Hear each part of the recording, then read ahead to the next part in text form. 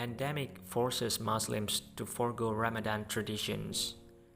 Muslims worldwide began a month of fasting on Friday amid unprecedented social restrictions brought about by the COVID-19 pandemic.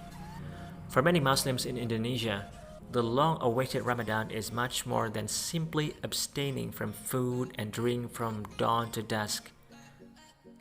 The holy month brings with it a host of communal traditions, from Taraweeh, evening Ramadan prayers at mosques, bukbur, breaking of the fast gatherings with family, friends and colleagues, to sahur, pre-dawn meal on the road, and itikaf, seclusion in mosques. However, the viral outbreak has upended much of the Muslim way of life in the country after the government instructed people to stay at home as the main strategy to curb the contagion.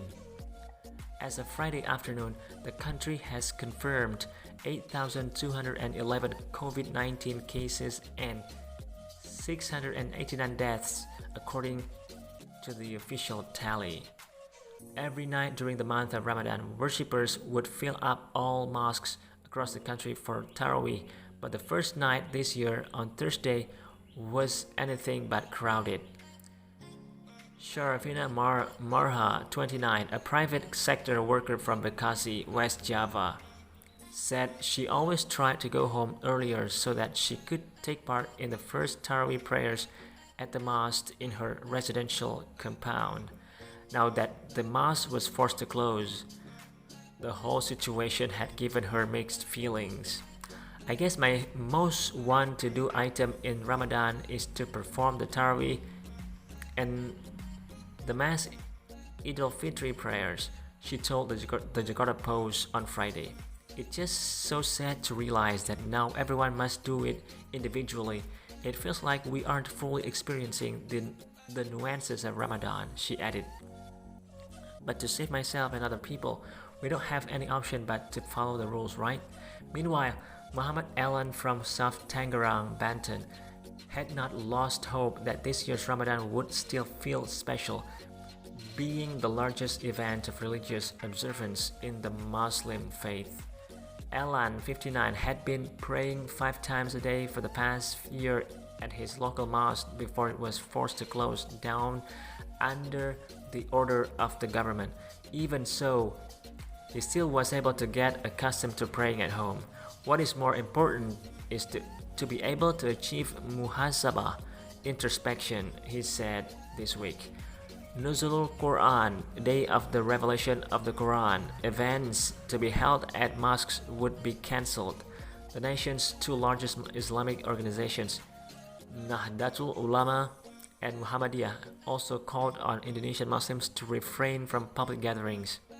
Muhammadiyah has been promoting the hashtag Ramadan di Rumah, Ramadan at home, to encourage Muslims to worship at home. Istiqlal Mosque in central Jakarta, the largest mosque in Southeast Asia, had shown no sign of hosting congregational prayers on Thursday night, a sharp contrast to previous years, when the mosque council would serve up to 5,000 portions of breaking of the fast snacks to worshippers during Ramadan. Istiqlal spokesperson Abu Hurairah said it was the first time in history to have the mosque closed since it opened in 1978. However, in spite of this unprecedented era of social restraint, not all Muslims have heeded the instruction to shelter in place. Muslims in a number of regions reportedly went ahead with Taraweeh prayers at mosques, as was the case in Aceh. The Aceh Ulama Council (MPU) has allowed people to continue performing mass prayers at mosques so long as they were in areas where COVID-19 had been safely contained. Mosques in South Jakarta, South Tangerang in Banten, Tegal and in Central Java, as well as Tuban and Jombang in East Java, also allowed evening Ramadan prayers to be observed, according to local reports. UIN Sharif Hidayatullah lecturer and researcher Saiful Umam said that Muslim beliefs usually fall within a spectrum of theological arguments ranging from the fatalistic, where one conceives that fate is predetermined, to those who believe that it is the ikhtiar effort that counts. Most Indonesians fall somewhere midway between the two extremes, but tend to conceive the latter, making for more law-abiding citizens, Saiful said. But there are still some who tend toward fatalism, he said, adding that the government ought to be cautious of reigniting divisions from the 2019 elections. Muslim majority Indonesia has prided itself on its moderate brand of Islam amid the global trend of rising religious and political extremisms. But the COVID-19 pandemic has proven a veritable test for the country's devout Muslim worshippers, for whom faith is tied to national culture and identity.